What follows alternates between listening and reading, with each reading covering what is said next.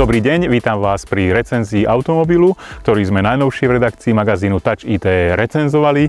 Ide o model Hyundai Santa Fe v najnovšej verzii a v najvyššej výbave. Treba povedať, že toto testovanie som si naozaj užil, je to luxusná výbava a prešiel som s týmto automobilom 1600 km. Mal som ho v Nemecku, mal som ho v Rakúsku. Čo chcem upriamiť pozornosť je predovšetkým tento multimediálny panel, lebo to stojí za to. Predtým som mal Hyundai iX35 a tu je obrovská zmena voči tomu. Ako vidíte, mám zadnú kameru a môžem sa pozrieť kdekoľvek potrebujem. To znamená, môžem si pozrieť napríklad na tento roh, vidíte, ako to asi vyzerá, alebo na tento roh, takže ja viem úplne presne, kade idem. Alebo dozadu a aj keď dám dopredu rýchlosť, tak predná kamera začne zachytávať a opäť mám možnosť pozrieť sa vpravo, vľavo, alebo taký kombinovaný pohľad, alebo sa na druhú stranu, alebo okolo seba, jednoducho taký ten vtáčí pohľad, to znamená úplne presne vidím, že teraz sa začnem blížiť k nejakej prekážke a že tu môže byť nejaký problém. Takže vidím úplne presne, ako okolo auta idem. Toto sa mi páči. Čo sa týka ďalšieho systému, tak chcem pochváliť tento navigačný systém. Pravdepodobne je vytvorený v spolupráci so spoločnosťou TomTom. No a vyskúšame si, ako to funguje. To znamená, dám si nejaký cieľ, nejaký najbližší z predchádzajúcich cieľov, to už poznáme. Tak trebárs niečo v Salzburgu, lebo sme teraz v Rakúsku, testujeme v Rakúsku. A vidíte, môžem si hneď vybrať rýchla, krátka alebo ekonomická, tak si vyberiem trebárs rýchla trať. Dám hotovo. Začínam navádzanie. Ten hlas je celkom príjemný a vidíte najbližšie možnosti, najbližšie odbočky. Okrem takýchto, dá sa povedať, odbočiek, tu mám aj potom informácie o dôležitých bodoch počas cesty. Takže sa držte vpravo. Mne sa tu môže zobrazovať napríklad ďalšia benzínová stanica, alebo teda čerpacia stanica, ďalej môže tam byť, ja neviem, oddychovacie nejaké miesto, alebo parkovisko, jednoducho všetko to, čo potrebujem. A funguje to dosť dobre, to znamená, môžem si meniť napríklad mierku pohľadu, čo je veľmi dobré, veľmi jednoducho.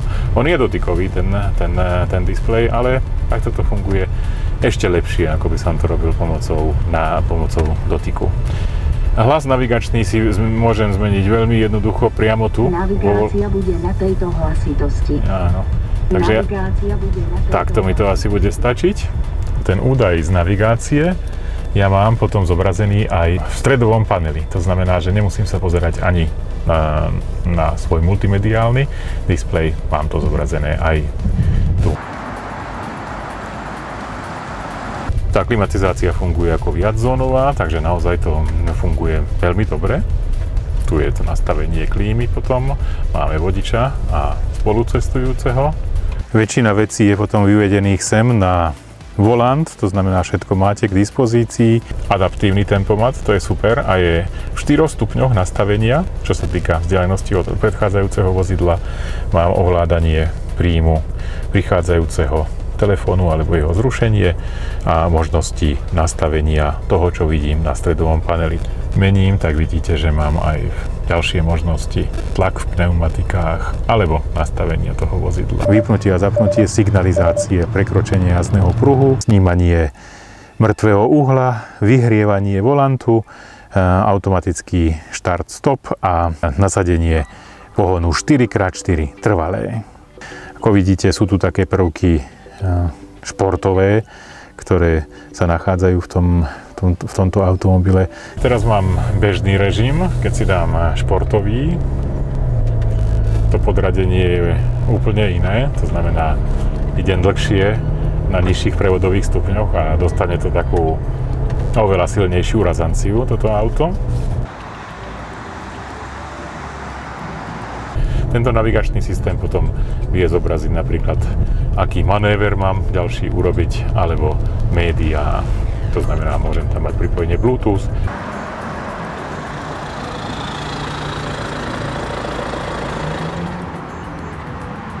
To 7,9 litra na 100 km. Je to dízlový motor, objem 2,2 litra. No a musím povedať, že nešiel som nejako ekologicky. Dalo by sa podľa mňa stiahnuť tá spotreba na niekde 7,5 trebárs litra. Ale celkové naozaj dobré. musím povedať, že Hyundai Santa Fe je jedno z najlepších SUV-čiek, aké som testoval. No a pozrieme sa aj na zadnú časť tohto automobilu, takže automatické otváranie zadných dverí, stačí len dať povel, tu je potom kamera, cúvacia kamera, ako vidíte, priestor je tu naozaj dostatočne veľký. Sú tu nejaké nástroje a nejaké odkladacie priestory. Tu máte potom takú tú zásterku. Tak toto potom funguje. Môžete zastrieť, aby nebolo vidno zvonka, čo tam vlastne máte. No a mne sa takisto páči aj tá možnosť sklápania zadných sedačiek priamo z tohto priestoru. To znamená, že môžete naozaj vytvoriť taký priestor, ktorý bude oveľa väčší, keď budete dávať nejaké väčšie, rozmernejšie veci do tohto zadného kufra. No, potom stačí už len zatvoriť a môžeme pokračovať v ceste. Toto je teda ten priestor, ktorý umožňuje potom vymeniť koleso v prípade nejakého problému. Infinity je systém multimediálny, ktorý sa tu nachádza. No a v tejto zadnej časti, ako vidíte, je nielen adaptér pre cigaretový zapalovač, ale takisto aj 230V napájanie. To znamená, keď to otvorím, tak naozaj je tu možnosť pripojenia bežného spotrebiča pre 230V napájanie. Samozrejme mám motorické ovládanie predného sedadla. Priestoru vidíte, že je tu naozaj dosť, cítim sa pohodlne. Priestoru nad hlavou je poriadne veľa. A to, čo sa mi páči na tomto aute, je otváracia strecha. Môžem si celkom otvoriť. Teraz jemne prší, ale to nevadí. Mám taký otvorený priestor tu. Takže otváracia strecha. Mám vyhrievanie predných sedačiek. Ale takisto mám aj chladenie, odvetrávanie. Takže ukážeme si, koľko je miesta vzadu. Priestoru je tu dosť v zadnej časti automobilu a dá sa aj nastavovať sklon operadiel pomocou tejto páčky. Takže presne si tu aj prispôsobíte všetko to, čo potrebujete. Kožený povrchy aj v tomto prípade. Ja mám to predné sedadlo celkom pohodlne vpredu a vidíte, že mám dostatočne veľa miesta na kolená a takisto aj nad hlavou nemám žiaden problém. K dispozícii vzadu sú takýto odkladací priestor a je tu adaptér na cigaretový zapalovač. Vzadu môžem si dať nejakú fľašu vody trebárs alebo iné veci. No a takisto aj vzadu sú zohrievané zadné sedadlá. No vyskúšame si ešte možnosti automatického parkovania. Na to potrebujeme zaradiť túto možnosť, to znamená, vyberem si možnosť parkovania. Ja to na stredovom paneli vidím, aké sú možnosti a vyberem si parkovanie cúvaním na ľavej strane. Takže teraz idem a systém sám vyhľadáva miesto. Vidíte, že tu nejaké miesto bude. Ja už vidím, že bolo nájdené, takže systém hovorí zastaviť. Daj dozadu, pustím ruky a ten systém sám začne zatáčať, ale stále je na mne zodpovednosť za tento manéver. Mám zaradiť do polohy D, to znamená dopredu, volant sa sám otočí. Dám do polohy R a toto už bude zaparkované.